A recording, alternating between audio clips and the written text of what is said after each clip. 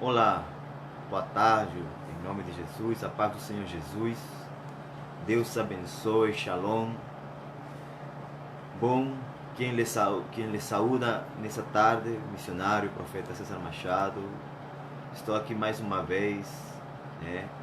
Eu sei que hoje, eu tinha com hoje 7 dias, sim, sem compartilhar a palavra de Deus, sem fazer as lives, mas glória a Deus, né, que eu estou aqui, né, para a glória de Deus, né.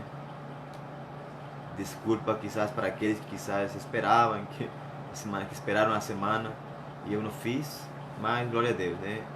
O Senhor sabe todas as coisas, né. Mas o importante é que o hoje é hoje, né. Estou aqui no hoje de Deus, no tempo de Deus, no Kairos de Deus, na vontade de Deus. Amém? Em nome de Jesus, eu quero falar hoje sobre um ministro competente. Um ministro competente. A palavra ministro fala de servo, né? A palavra ministro, no geral, significa servo, uma pessoa, né? Servo, uma pessoa capacitada, instruída, ensinada, treinada para servir, para ministrar às pessoas. Ministro competente. E a palavra competência fala de que uma pessoa realmente capaz de fazer e de cumprir, de executar a função para a qual ela foi treinada, né? Deus abençoe a irmã Luciane Mendes, a paz do Senhor Jesus, boa tarde. Então, meus irmãos, hoje vamos falar um pouco sobre o ministro competente. Eu quero conversar aqui em livro de Tito, né? O livro do Tito, capítulo 1, a partir do versículo 6. Vamos ler, vamos lá, em nome do Pai, do Filho e do Espírito Santo.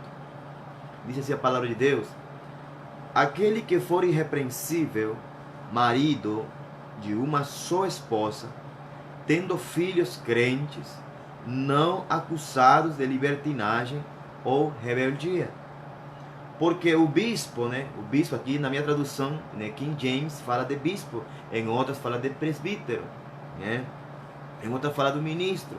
Porque o bispo deve ser irrepreensível como administrador de Deus, não soberbo, nem iracundo, nem dado ao vinho, nem espancador, nem cobiçoso de lucro desonesto, mas amante da hospitalidade, amante dos bons,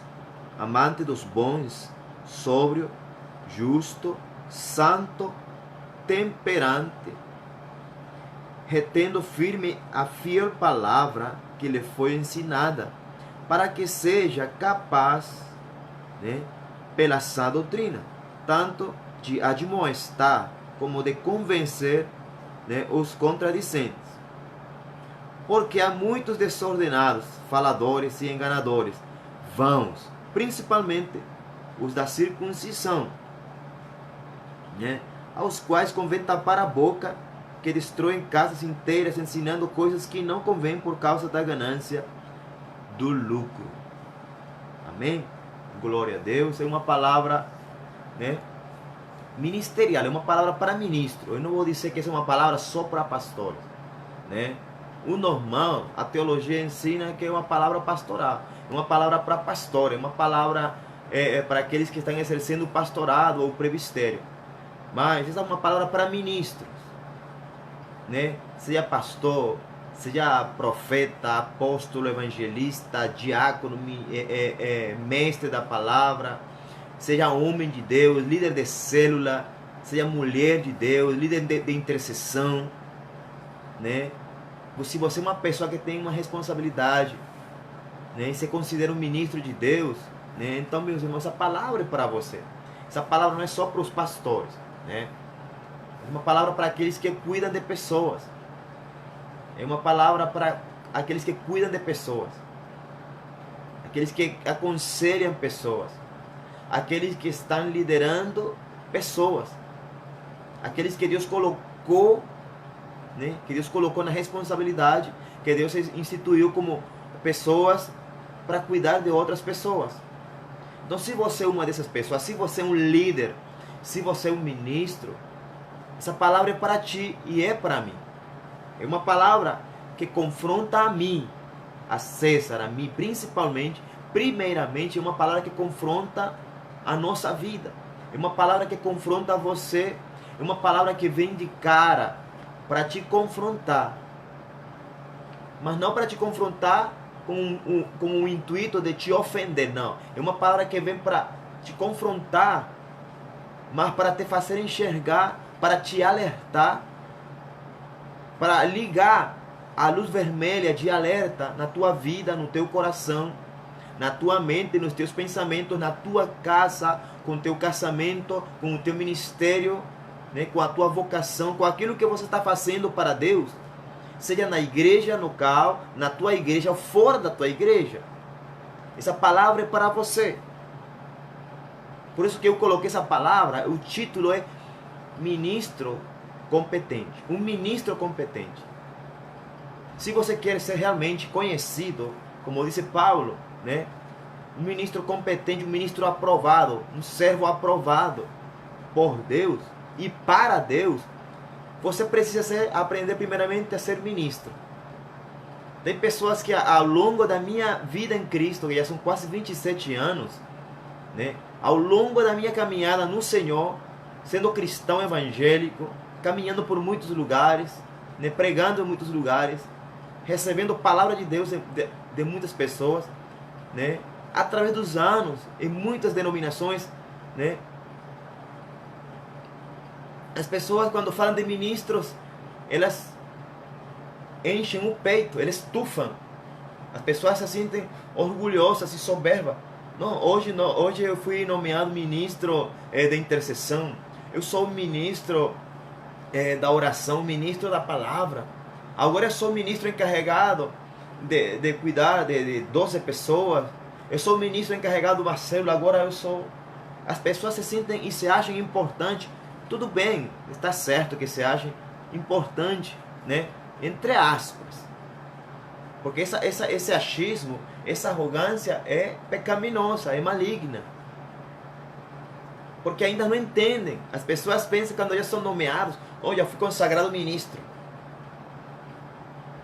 Irmão, eu fiz um seminário Alfa e Ômega na Venezuela, né? Um pastor, profeta, capelão, teólogo, o doutor, né?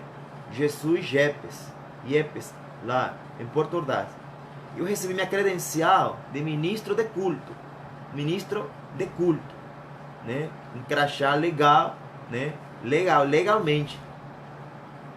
Eu sou, né, credenciado para ministrar em qualquer culto, para ministrar como se eu quiser, e se Deus falar também, como um pastor, como um ministro, né? Eu tenho a minha credencial e meu certificado de ministro de culto, mas isso a mim não me faz uma pessoa, né, super mega importante, porque é simplesmente um documento. Mas as pessoas, os crentes, se sentem importantes, se sentem muito importantes, se sentem reconhecidos quando as pessoas, quando os líderes, quando a liderança, o concílio de pastores ou da igreja nomeia de ministro. É ministro, né? Ministro pastoral, ministro evangelista. Mas em si, a palavra ministro, se eu vou levar a tradução a si, significa servo, escravo. Só que a pessoa não gosta de usar a palavra servo, a palavra escravo, porque é uma palavra que aparentemente diminui. Mas é isso que nós temos que ser. É essa forma que nós temos que ver e enxergar a nossa realidade diante de Deus, como servo de Deus. Nós somos escravos de Cristo. Nós somos ministros de Cristo. Nós somos escravos da palavra, ministros da palavra, né?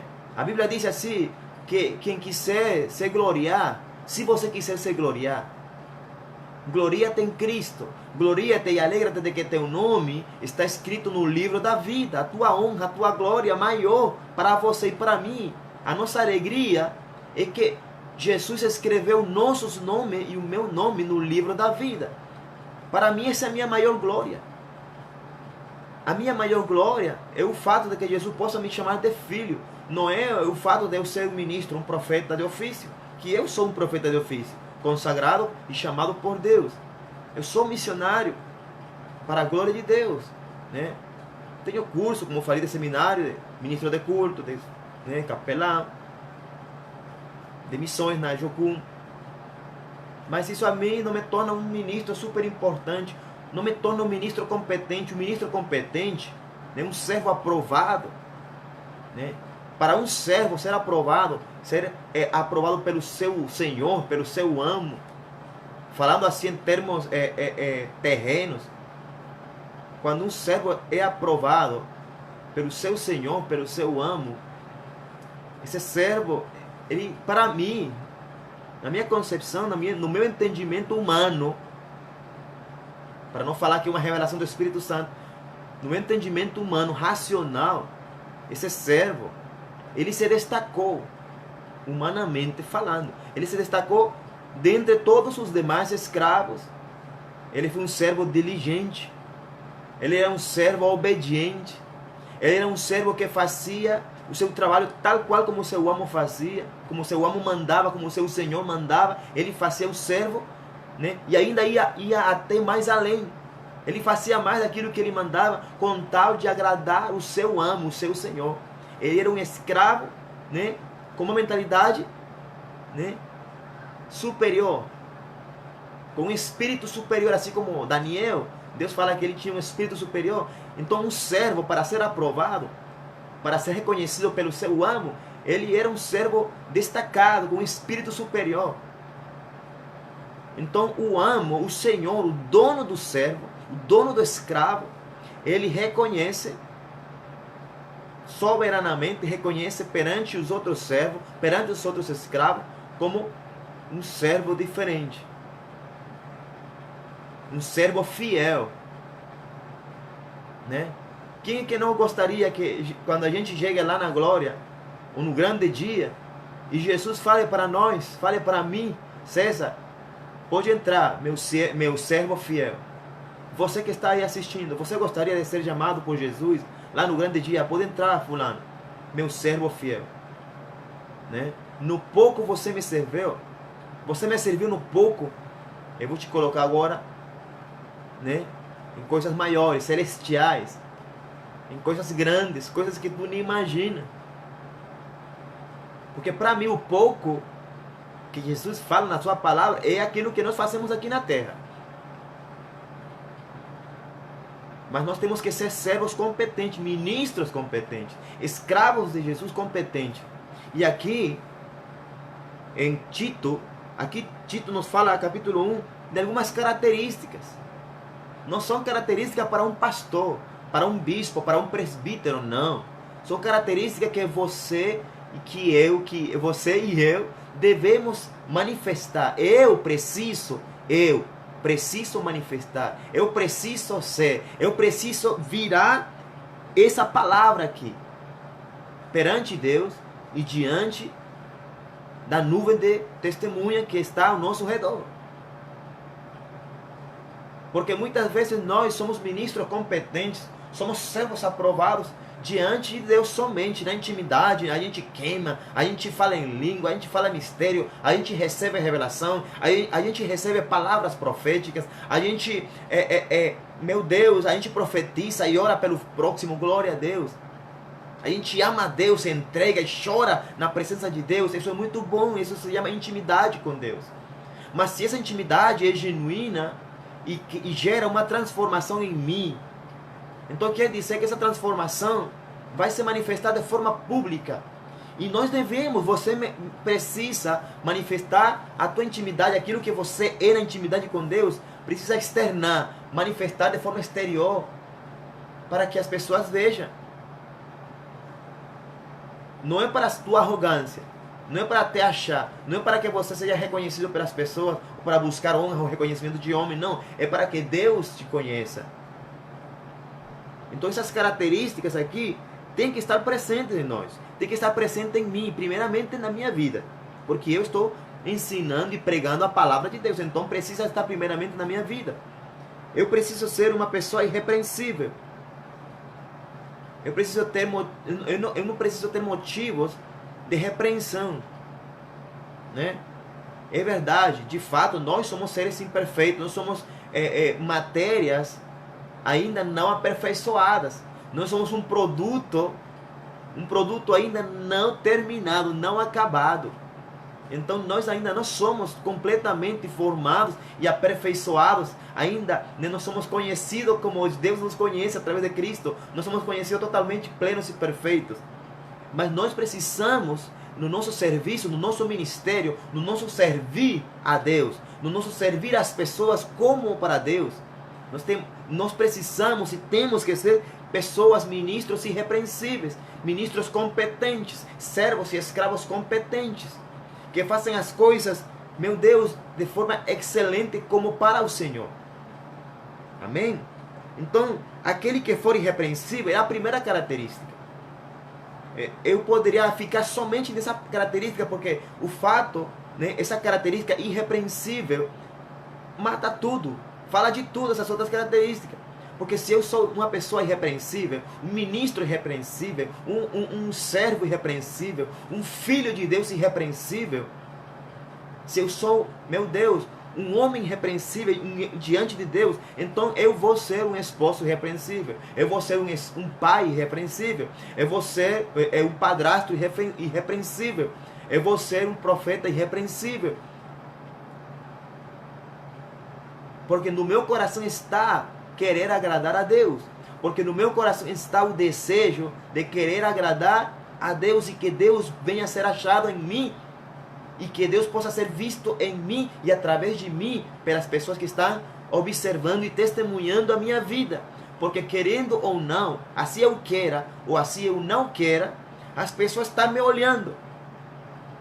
Assim eu não queira ou assim eu queira ou deseje que as pessoas me vejam, as pessoas de fato vão estar sempre olhando para você.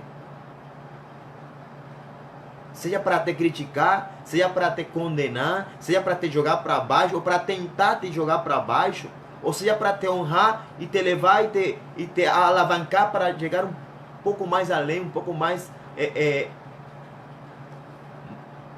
mais honrado do Senhor. Mas as pessoas estão olhando, as pessoas estão de olho em nós. O céu está de olho em nós.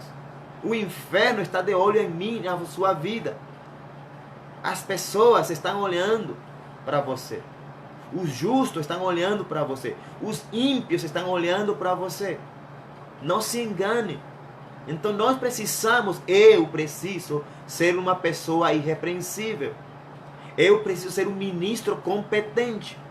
Irrepreensível, como primeira característica de Jesus, do Espírito Santo, de Deus Pai. A irrepreensibilidade de Deus precisa estar em nós, manifesta, ativa, visível. Não é somente uma característica.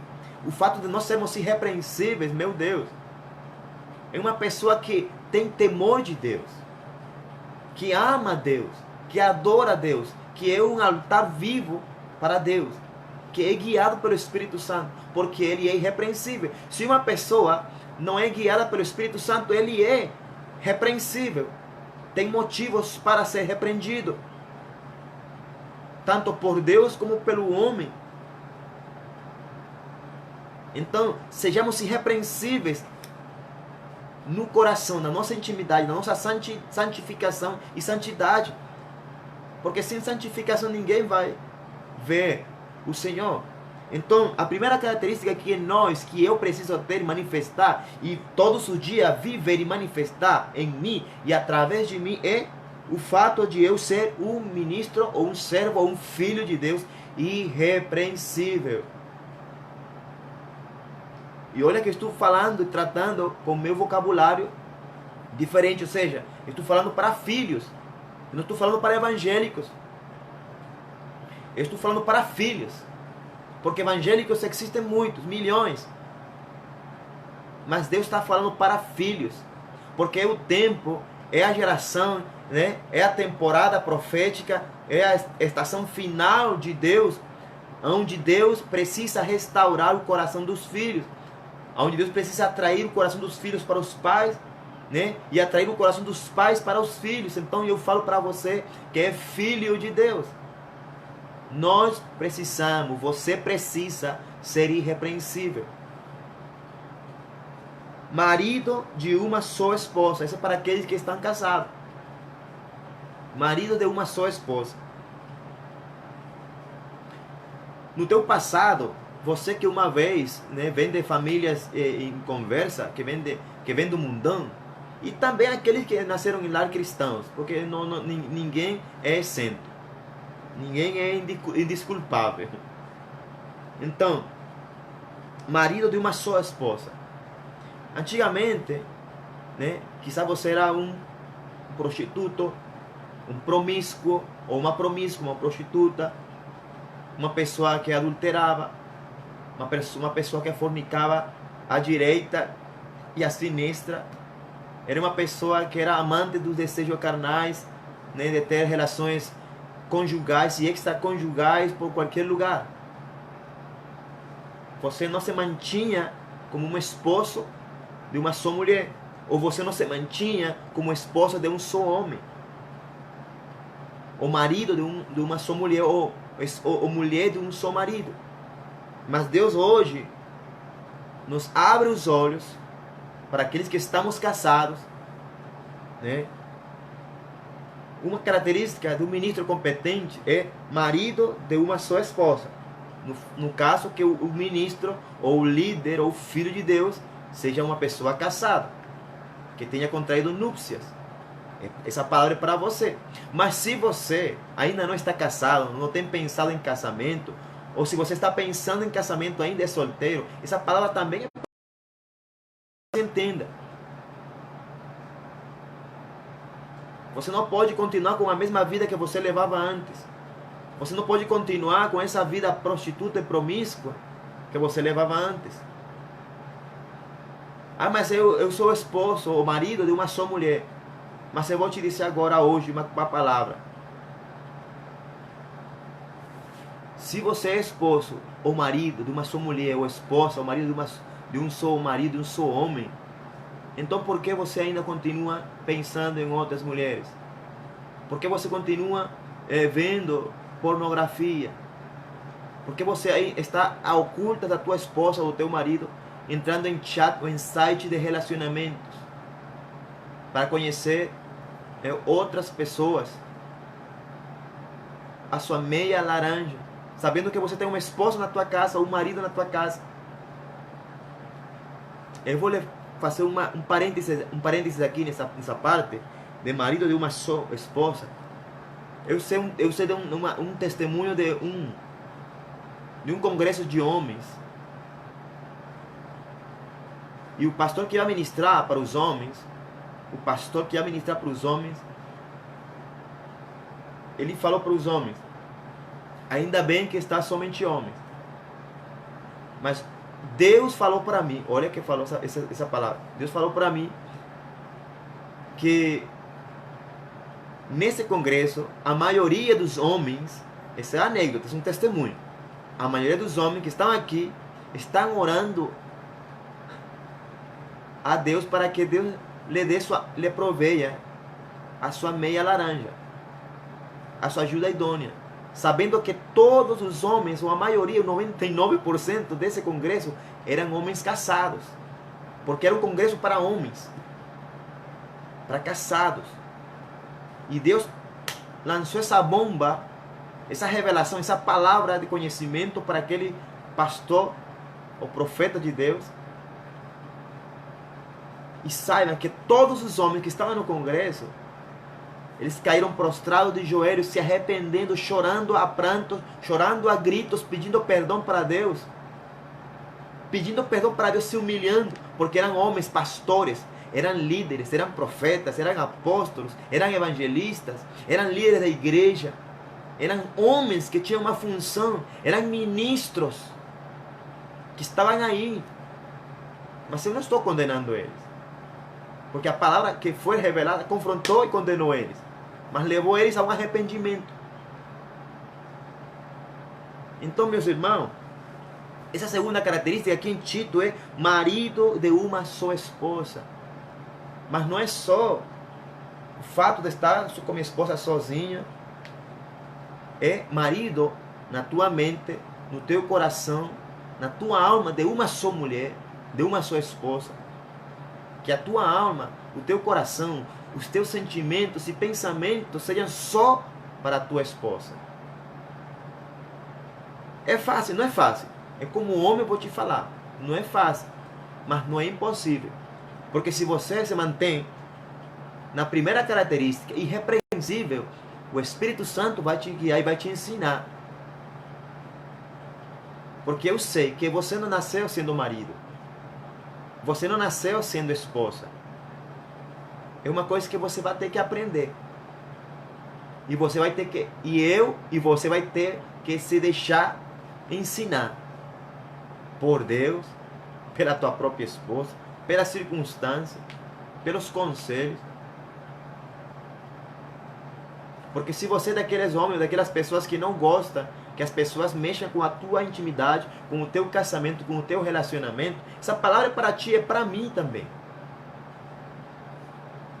Você precisa formalizar e dar uma forma diante de Deus ao teu relacionamento, ao teu casamento, à tua aliança, ao teu primeiro ministério, posso dizer assim, como muitos falam, eu também falo. Você precisa ser conhecido no céu por Deus como um marido de uma só mulher, ou como uma mulher de um só homem, diante de Deus, e não só diante das pessoas. Porque diante das pessoas a gente pode manifestar que somos um tremendo esposo ou uma tremenda esposa, mas diante de Deus, o nosso coração pode estar em adultério, ou em fornicação, pode estar em pornografia, mas somos pastores, somos ministros, estamos pregando. Por isso que Deus hoje, Ele fala para ti com amor, como um pai. Ele te fala hoje como filho, não para evangélicos. Deus está falando para filhos. Então Deus está corrigindo, Deus está disciplinando seus filhos, para que você não cresça e não gere uma geração bastarda, para que você mesmo não seja um bastardo, sem correção, sem disciplina. Marido de uma só esposa, tendo filhos crentes. Aqui é para os filhos. Aqui primeiramente pastores, profetas, apóstolos, evangelistas, mestre, líder de células. Você que é um sacerdote de Deus, você que é um filho de Deus e tem filhos, e tem família, é necessário, é importante diante de Deus, porque se não fosse importante diante de Deus, se não for importante para o Espírito Santo, se não for importante para Jesus, se não for importante para o Deus Todo-Poderoso que é o nosso Pai, se não é importante para a palavra de Deus que é uma palavra viva, não estaria aqui na palavra, não estaria aqui escrito, não estaria aqui registrado que você precisa ter os filhos crentes. Aqui na minha tradução, King James, fala filhos crentes. Mas são filhos tementes a Deus, filhos que estejam em ordem com Deus, filhos obedientes que honrem pai e mãe, filhos leais aos pais, ao ministério, filhos que honrem a Deus principalmente, que sejam leais a Deus. Eu falo assim porque filhos que não é somente o fato, eu sei que aqui a tradução é muito finita, mas se você vai à profundidade do Espírito Santo e da palavra de Deus, que é uma palavra viva, você vai entender que essa característica, os filhos crentes, tem a ver com filhos que temem a Deus, filhos que honram pai e mãe, mas filhos que amam a Deus por em cima, filhos que amam e que são leais, é uma palavra muito profunda, lealdade, leais a Deus, leais ao ministério de Deus, porque tem filhos que são mais leais aos seus pais, e os seus pais estão cegos espiritualmente, estão em pecado, estão em desordem, estão em religiosidade, e eles são mais leais aos seus pais que ao próprio Deus. Eles preferem agradar mais aos seus pais do que ao seu próprio Deus. E lembre daquilo que Jesus falou, aquela mensagem que eu preguei a semana passada, que se você, que se nós amamos mais pai, mãe, filhos, filhas, esposo ou esposa, né, até a nossa própria vida, mais do que a Ele, mais do que a Jesus, Nós não somos dignos de ser chamados discípulos de Deus. Nós não somos dignos de ser chamados filhos de Deus. Eu não posso ser discípulo de Deus. Eu não posso ser um ministro competente de Deus. Eu não posso ser um servo competente. Eu não posso me chamar, ou não posso deixar que me chamem de um servo aprovado. Porque meus filhos têm que estar em ordem diante de Deus. E aqui na minha casa tem que dar testemunho. Tem que ser obedientes. Tem que ser irrepreensíveis também. Meus filhos. Então eu vejo uma geração de filhos de crentes, filhos de pastores ou não pastores, filhos que andam fazendo, me desculpem a expressão brasileira, que andam fazendo vagabundagem. São um bando de filhos vagabundos dentro da igreja, dentro dos templos. Filhos vagabundos dentro dos templos, dentro das suas igrejas locais. E você que é pai desses filhos, você não corrige, você vai cair na armadilha que caiu o sacerdote Eli. Porque para você repreender como pai, com a autoridade de Deus e como sacerdote de Deus, você tem a autoridade para repreender o teu filho, para que ele se torne crente, para que ande temente a Deus. Mas os pais, os crentes, os pais cristãos não estão corrigindo seus filhos. Eles estão olhando que estão falhando, estão olhando que os filhos estão pecando, estão em desordem. E mesmo assim, estão ministrando, tanto o pai como os filhos. E isso é uma vergonha para o reino de Deus. É uma vergonha para o mundo espiritual. São portas abertas para o inferno operar dentro da tua igreja. São portas abertas para o inferno, para os demônios agirem sutilmente na tua congregação, na tua igreja, na tua família, porque você tem deixado os teus filhos que andem como um bando de vagabundos, descrentes, sem temor de Deus, dentro da igreja, e mesmo assim eles estão ministrando, mesmo assim eles estão pregando, cantando, sei lá o que, você sabe o que está fazendo os teus filhos.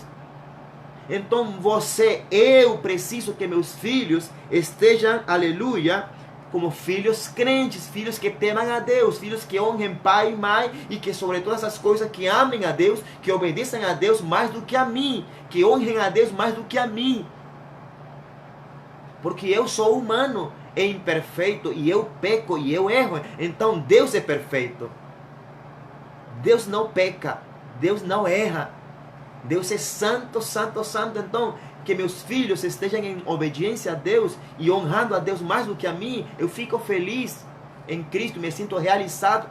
Mas eu, como pai, como ministro, que eu quero ser um ministro competente para a glória de Deus, eu quero ser, e estou caminhando e quero caminhar nessa revelação, nesse entendimento do Espírito Santo de Deus para a minha vida, para meu ministério, para a minha vocação, para meu chamado, pelo bem da minha casa, do meu lar, da minha família. Eu preciso que meus filhos, você precisa que seus filhos físicos, biológicos e espirituais, você precisa que teus filhos andem em obediência, sejam filhos crentes, sejam filhos obedientes, sejam filhos que temam a Deus, sejam filhos que sejam sábios, sejam filhos que sejam cheios do Espírito Santo. Porque se teus filhos não são cheios do Espírito Santo, então estão cheios de um espírito do mundo, estão cheios de um espírito contrário.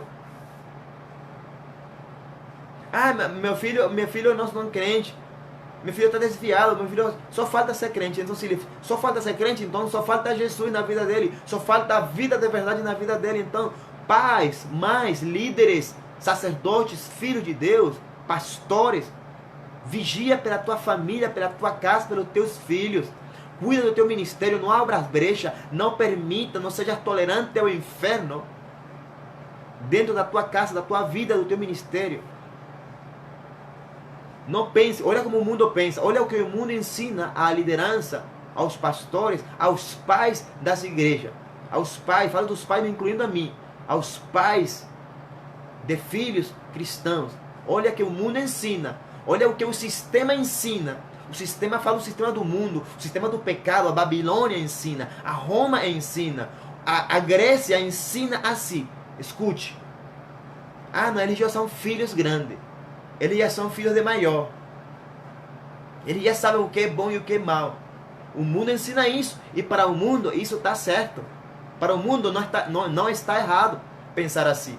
Porque é o mundo que ensina isso. O sistema ensina isso. Satanás ensina isso. Não precisa corrigir, não. Eles já são de maior. Eles já passam de 18. Eles já têm mulher. Eles já têm filho. Ele deve saber o que fazer, meu irmão. Se você é pai, se você é ministro competente, se você é um servo de Deus, se você é irrepreensível, continue sendo irrepreensível na tua família. Porque quem não governa bem a sua casa, quem não governa bem a sua casa, quem não é ministro competente na sua casa, quem não é um ministro aprovado na sua casa, não pode pastorear, não pode andar cantando, ministrando louvor e adoração na igreja, não pode executar ministério nenhum, porque ainda é uma pessoa repreensível, tem brechas e portas abertas. E Deus não usa um vaso de qualquer jeito. Deus não usa um vaso sujo por dentro. O vaso por fora pode parecer sujo, mas por dentro o vaso tem que estar limpo, puro, desinfectado, limpo, purificado. Amém? É assim que Deus faz. É a palavra de Deus que me ensina e te ensina a você. Então vamos, você que é pai, vamos a tratar, vamos nos esforçar e fazermos como Josué. Josué falou assim: eu e a minha casa serviremos ao Senhor. Ele era um pai, um sacerdote, um ministro competente. Ele botava moral nos seus filhos, né? Nós temos que fazer que nossos filhos sejam pequenos, sejam de maior ou de menor, tenham filhos ou não tenham filhos, tenham esposa ou não tenham esposa. Nós, como pais, devemos, como ministros, se você mais ainda é um pastor de uma congregação, de uma igreja, os teus filhos têm que estar em ordem diante de Deus e com Deus. Os teus filhos não têm que estar somente bem contigo, porque de que adianta ou de que vale que teus filhos estejam de boa contigo e não estão de boa com Deus? De que adianta? A sua alma se está perdendo, a sua alma está perdida. De que adianta que meu filho esteja bem comigo, me agradando a mim, a seu papaizinho, mas não está agradando a Deus? É um sem vergonha, é um ladrão, é um corrupto, é um adúltero, é um fornicário, é um mentiroso. De que adianta então? E eu, como ministro, estou na igreja ministrando, pregando, ensinando, como se nada estivesse acontecendo. Por quê? Porque o mundo me ensina, é a vida dele, é verdade. A nossa salvação é individual. Mas aqui, nas características de um ministro competente, nas características para os filhos de Deus que são líderes, aqueles que são bispos ou presbíteros, pastores, sei lá o que, profeta, apóstolo. Irmão, essa característica é para você, líder de família, sacerdote da tua casa. Essa palavra é para ti, é para mim. Os teus filhos têm que estar numa vida de retidão. Tem que ser filhos crentes, convertidos e arrependidos para Deus e por Deus, possuídos, guiados pelo Espírito Santo de Deus, se esforçando em viver a palavra de Deus. Se você não governa bem a tua casa, meu irmão, meu pastor, você não pode, não tem autoridade pela palavra de Deus, não tem autoridade para exercer nenhum ministério. Outra característica: não acusados de libertinagem ou rebeldia. Não acusados de libertinagem ou rebeldia. Eu acredito que essa característica aqui tem a ver também para os filhos, porque diz assim, né? Aquele que for irrepreensível, marido de uma só esposa, tendo filhos crentes, não acusados de libertinagem ou rebeldia. Então é para você e seus filhos, você e os seus filhos espirituais, você e seus líderes, você e a sua casa. Você não deve ter uma porta aberta, nenhuma brecha aberta enquanto a isto se refere. No que respeita a libertinagem ou rebeldia, você não tem que ter nenhuma acusação. Tem que ser irrepreensível nessa área. Você precisa e deve, eu preciso ser irrepreensível nessa área. Porque se há uma acusação de libertinagem ou rebeldia, estamos mal. Estamos mal. Com um testemunho manchado. O meu ministério está manchado. Se existe libertinagem e rebeldia. E não confunda libertinagem com liberdade. Porque liberdade não é libertinagem. Libertinagem não é liberdade.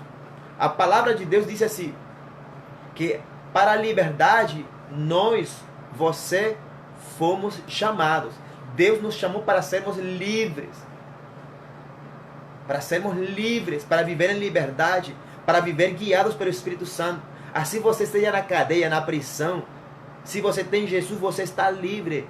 Porque Jesus, Deus te chamou para que você seja livre e viva livre.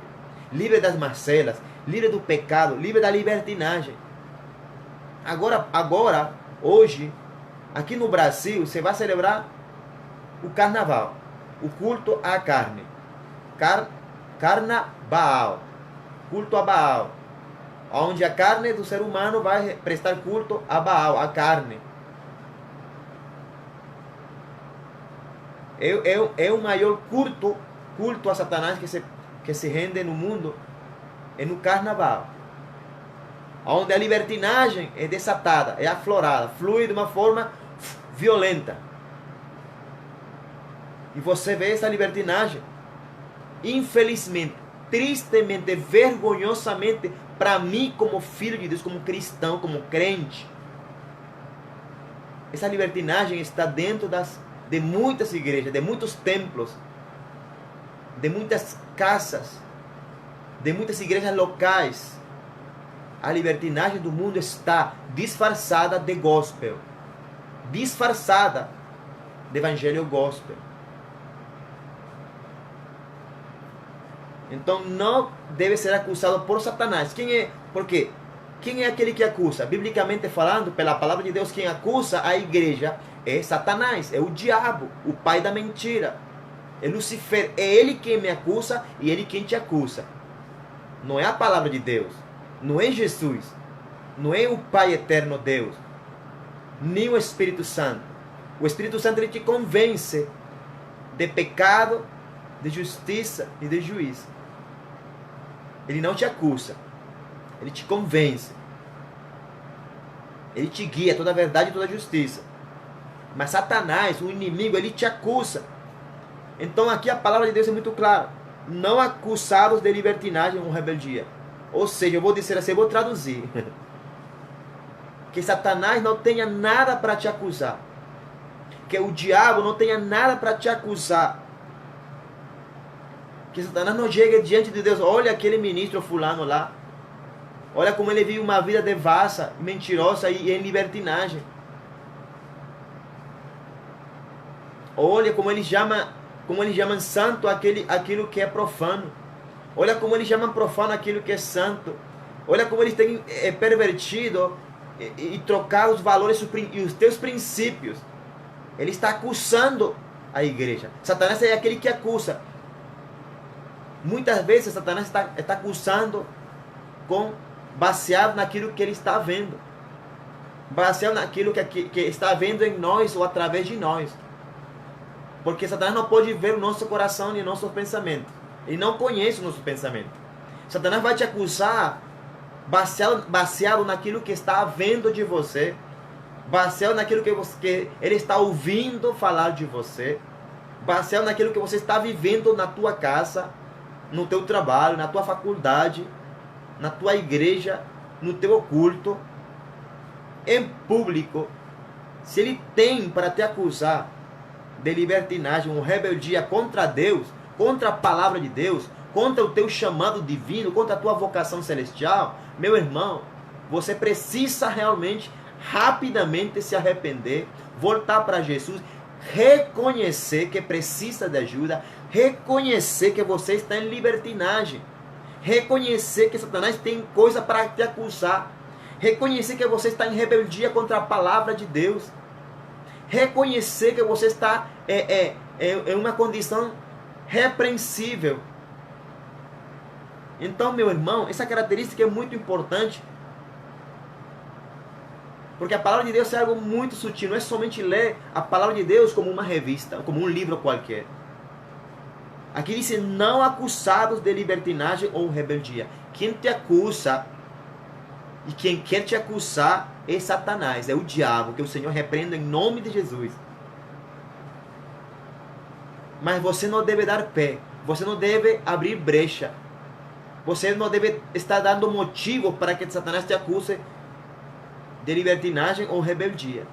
Olha para a tua vida, olha para a tua casa, para o teu ministério, para a tua família, olha para a tua própria vida, olha para teu interior, para teu íntimo. E olha se você está em liberdade ou em libertinagem. Se você tem manifestado os cultos de liberdade ou cultos de libertinagem. É uma linha muito fina.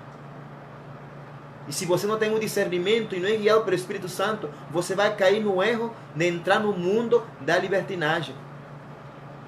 E consequentemente essa libertinagem vai te tornar rebelde contra Deus. Porque você, quando você está vivendo uma vida de libertinagem, uma vida devassa, uma vida babilônica, é uma vida desagradável a Deus, uma vida que não é agradável ao Espírito Santo. É uma vida rebelde contra os princípios do Espírito Santo. É uma vida rebelde contra a palavra de Deus. É uma vida rebelde contra Deus. Então, meu irmão, em nome de Jesus, se você é um ministro e deseja, aleluia, ser conhecido no céu como um ministro competente e aqui na terra como um ministro competente, você precisa, em nome de Jesus, fechar já, hoje, fechar as brechas. Fechar as portas para que Satanás não te acuse. E examinar. Peça do Espírito Santo que te mostre, que te revele. E ele vai te mostrar onde você está errando. O que é que está errado na tua igreja, no teu ministério. Ele vai mostrar sim. Quizá você vai sentir vergonha, mas Deus vai te consolar e vai te animar. Ele vai te ensinar se você deseja. Amém? Amém, pastor? Amém, meu irmão? Em nome de Jesus. Amém, ministro? Amém, filho de Deus? Em nome de Jesus. A palavra é para mim, mas eu estou ministrando como um instrumento de Deus hoje para você. Em nome de Jesus, da parte de Deus. Então, que não haja nenhuma acusação. Como diz a palavra de Deus em Romanos 8. Nenhuma condenação há para aqueles que estão em Cristo Jesus.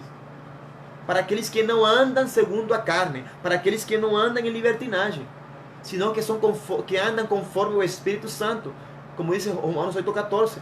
Aqueles que são guiados pelo Espírito Santo são os filhos de Deus. Então que não haja nenhuma condenação para aqueles que estão em Cristo Jesus. Se você está em Cristo, se você, aleluia, se chama pelo nome do Senhor, que não haja nenhuma condenação. Se você é real, verdadeira, de fato está em Cristo Jesus, eu tenho certeza e convicção que o diabo não tem nada para te acusar, não tem nada para te condenar, porque você está em Cristo, a tua vida está escondida com Cristo em Deus. Amém? Em nome de Jesus. Porque o bispo, versículo 7, porque o bispo deve ser irrepreensível. De novo, olha a importância de Deus, olha a importância da palavra de Deus, de usar por segunda vez a palavra irrepreensível. Porque o bispo deve ser irrepreensível. De novo, será que é importante que Deus, pela segunda vez, para que não esqueçamos que precisamos ser e andar, viver e manifestar uma vida irrepreensível diante de Deus e com um testemunho irrepreensível diante dos homens? Como bons administradores de Deus, como administrador de Deus. Se você se considera um administrador, olha aqui, fala de bispo e fala de administrador, porque é isso que nós somos. se você está cuidando de pessoas, se você está pastoreando uma congregação, uma igreja, se você está liderando um ministério, se você é um presidente de um ministério, sei lá, se você cuida de pessoas, meu irmão, você é um administrador. Você não é dono da empresa. Você não é dono do negócio. Você não é o dono nem o senhor. Você é um ministro competente, um servo que está encarregado de administrar aquilo que o Senhor nos deixou nas nossas mãos. Você é um escravo que está administrando o que o teu Senhor, o teu amo, te confiou e está confiando em ti. Então, se você é um servo, se eu sou um servo, um ministro competente, somos administradores daquilo que Deus nos dá. Somos administradores de Deus. Nós fomos formados, né, pelo Espírito Santo em administração dos mistérios, das coisas de Deus, das pessoas que Deus nos colocou nas nossas mãos. Somos administradores. Você não é dono. Você não manda em pessoas. Você não governa sobre pessoas. Você não domina sobre pessoas. Você não controla pessoas. Você é um administrador de Deus. E tem que ter zelo e temor. E tremor diante de Deus. Porque tem que fazer como para o Senhor, não é como para os homens. Com amor, com misericórdia, com fidelidade, com graça, com lealdade. Amém? Em nome de Jesus, tem que ser irrepreensível. Não tem que ser soberbo. Soberbo. Uma pessoa soberba é uma pessoa, irmão, que anda com a cara para cima o tempo todo. São aquelas pessoas que acham que não precisam ser corrigidos, que não precisam ser aconselhados, que não aceitam conselho, que não gostam de ser ensinados, mas eles gostam de ensinar, eles gostam de pregar, eles gostam de ser os caras, porque eles acham que tem toda a razão, eles são donos da razão, eles são donos da revelação e do conhecimento. Só eles têm a primeira e a última palavra. Mas não é assim. Deus não vai usar, Deus não quer usar pessoas soberbas. Deus não quer usar um ministro soberbo. Se você tem um coração soberbo, se eu tenho um coração soberbo ou atitude de soberba, Deus não vai me usar. E Deus não vai te usar. Deus não quer usar, Deus não se importa em usar uma pessoa soberba. Porque a soberba leva à ruína ministerial, espiritual, familiar, financeira. A soberba é destruição. Um caráter soberbo, um ministro soberbo, um pastor soberbo. Se um pastor é soberbo, se um ministro é soberbo, se um pai, tanto físico como espiritual, é soberbo, imagine os filhos. Imagine essa liderança. Tem pessoas que são soberbas e não tem cara de soberbos. É como quando uma pessoa me diz, quando eu vou fazer as cruzadas pelo sul do Brasil, as pessoas me dizem: ah, mas tu não tem cara de crente. Tu não tem cara de missionário. Tu não tem cara de evangélico. Nada a ver. Né? A Bíblia diz que, falando de Jesus, o profeta Isaías fala assim, falando de Jesus, que ele não tinha formosura nenhuma. Ou seja, para ser o Salvador, para ser o Yoshua HaMashiach, para ser Deus o Deus na terra, ele não precisava ter uma cara de Deus. Ele não precisava ter uma cara de um santo. Ele precisava ser irrepreensível. Ele precisava ser um ministro competente. Ele precisava ser e manifestar as características de uma pessoa guiada pelo Espírito Santo. Ele precisava ser filho de Deus. Ele precisava ser filho obediente e fazer tudo aquilo que ele ouvia falar do Pai. E ele fez, Jesus fez. Então, tem pessoas que têm soberba e que têm um coração soberbo e não tem cara de soberbo. Tem pessoas que são soberbas e tem uma cara de ovelhinha. Tem uma cara de pessoas que não quebram um prato. Tem pessoas que são soberbas, que têm toneladas de soberba no seu coração, que sabem muito bem e usam até a palavra, até a Bíblia para disfarçar, e até manifestam uma falsa humildade, mas estão cheios de soberba, de arrogância e orgulho, porque são pessoas soberbas, são pessoas que já sabem como disfarçar. Glória a Deus. Pessoas soberbas. A soberba foi aquela atitude, aquele sentimento, ou aquele espírito que está em Satanás, que estava em Satanás, que entrou em Lucifer, que se manifestou no diabo lá no céu, porque ele se ensoberbeceu pelo fato dele ser um arcanjo reconhecido, honrado por Deus, vamos dizer assim, perfeito, entre aspas. E ele anelou, ele desejou querer ser como Deus e melhor do que Deus. Então Deus teve que destronar ele, tirar ele do céu, porque a soberba não entra, a soberba não pode permanecer no céu. Uma pessoa, um ministro soberbo, não pode ser considerado ministro do reino de Deus, porque está contaminado, o coração está sujo.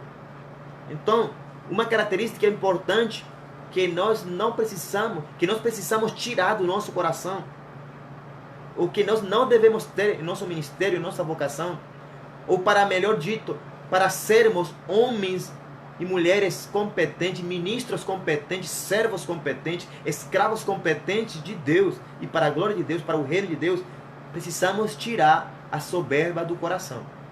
Você precisa tirar, reconhecer que você tem soberba, que você é soberbo.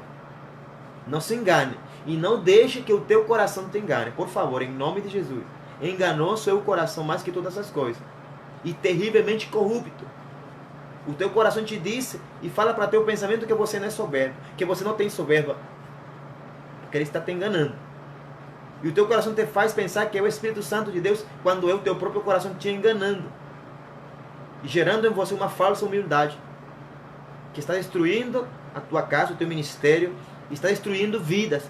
Pensa primeiro nas pessoas, não pense em você. Pense nas pessoas que você está cuidando. Pense nas pessoas que você está administrando da parte de Deus.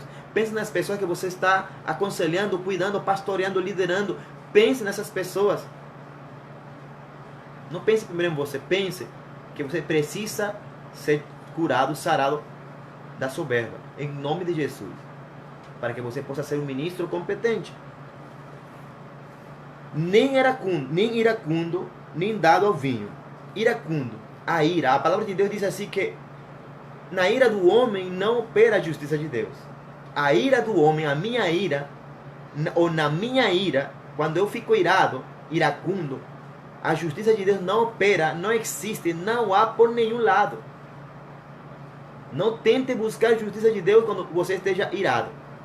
Eu não posso buscar e dizer que quando eu estou irado e falo coisas sem ira, não posso dizer que é Deus que está falando. Eu não posso dizer que é o Espírito Santo que está falando. Porque na ira do homem não opera a justiça de Deus. A paz do Senhor, irmã Ângela, irmão Ângela Assis. Então, você não precisa albergar e guardar no teu coração a ira. Se você quer ver a justiça de Deus no teu ministério, na tua vida, na tua casa, então tira a ira do teu ministério. Eu aprendi da minha pastora da Venezuela, a apóstola Marlene. Eu aprendi, César, tu não pode ministrar na carne. Tu não pode liberar uma palavra de Deus na tua carne. Tu não pode profetizar, por mais que Deus tenha falado, tu não pode profetizar ou pregar uma palavra na carne. Porque se você está com raiva, se você está com ira, se você está chateado, você não pode, Deus não te está autorizando a pregar. O que devemos fazer primeiramente? Chegar aos pés da cruz, nos arrepender, nos converter, buscar de Deus graça e misericórdia, buscar o perdão de Deus, que Ele vai dar, Ele está pronto para dar, porque um coração constrito e humilhado, Ele não vai desprezar jamais. Então a palavra de Deus me diz, me manda e te manda, humilhai-vos, pois, debaixo da poderosa mão de Deus. Deus te manda e me manda a mim, César, a me humilhar debaixo da sua poderosa mão, para destruir, para matar, aniquilar toda soberba, toda ira tem que morrer em nome de Jesus. Porque a ira é um sinal e uma característica que me falta domínio próprio. Quando você se ira muito fácil, é um exemplo de que eu ou você não temos domínio próprio, não temos esse tempero do fruto do Espírito Santo. Nós precisamos pedir e clamar. Eu preciso, e eu peço de Deus, meus irmãos, que Deus me dê domínio próprio, em nome de Jesus, para não me irar. Porque tem vezes, irmãos, humanamente como homem falando agora, tem vezes que a gente quer se irar, querer botar fumaça pela cabeça, querer bater, a gente quer falar um monte de coisa, a gente quer confrontar e falar um monte de verdades na carne, com ira e com raiva, mas não é a vontade de Deus, não é o desejo do Espírito Santo, não é uma característica de um ministro competente de Deus, não é para mim. Amém? Então, a ira não pode estar no ministro competente de Deus, nem um servo de Deus. Não podemos ser iracundos. Amém? Nem dado ao vinho. O vinho. Aqui o apóstolo Paulo para Tito fala não dado ao vinho. Aqui fala de vício. Vamos falar de vícios. O vício ao álcool. Né? Porque naquele tempo o vinho era a bebida que era mais comum naquele tempo. O vinho. Era a bebida fermentada, o vinho de verdade, não era o suquinho de uva, não era o suquinho de uva, era o vinho fermentado. O vinho que deixava as pessoas bêbadas. Então, o ministro não pode ser dado ao vinho. Em outra tradução diz que não pode ser dado a muito vinho. Eu entendo aqui no Brasil, depende da cultura brasileira, e nas igrejas tomam suquinho de uva, glória a Deus. Porque tem pessoas que vêm do mundo onde eram cachaceiros, eram bêbados, tinham problemas de vícios ao álcool. Então você que é um ministro de Deus e quer servir a Deus, deseja servir a Deus profundamente com a tua vida, você não pode ser dado ao vinho. Mas falando em termos espirituais agora, o vinho fala, né? Não pode ser dado à dissolução. Jesus fala assim, não embriagueis com vinho no qual há dissolução. Não pode viver uma vida dissoluta. Como ministro de Deus, não cabe a mim, não cabe a você viver uma vida dissoluta, viciada. E tem muitos vícios. Tem muitos vinhos. Agora tem muitos vinhos. Tem muitos vícios. Que você quizás inconscientemente está apegado. Quizás o vício ou o vinho da fofoca, o vinho da arrogância, o vinho da panelinha, o vinho de fazer acepção de pessoas. Quizás eu conheci um pastor, não vou dizer o nome, conheci um pastor que ele tinha ainda o seu vinho, ou seja, seu vício. Ele era pastor, mas na Bíblia ele tinha cigarro, ainda ele fumava. E era pastor, e ele ainda fumava, ainda não conseguia vencer o vício do cigarro.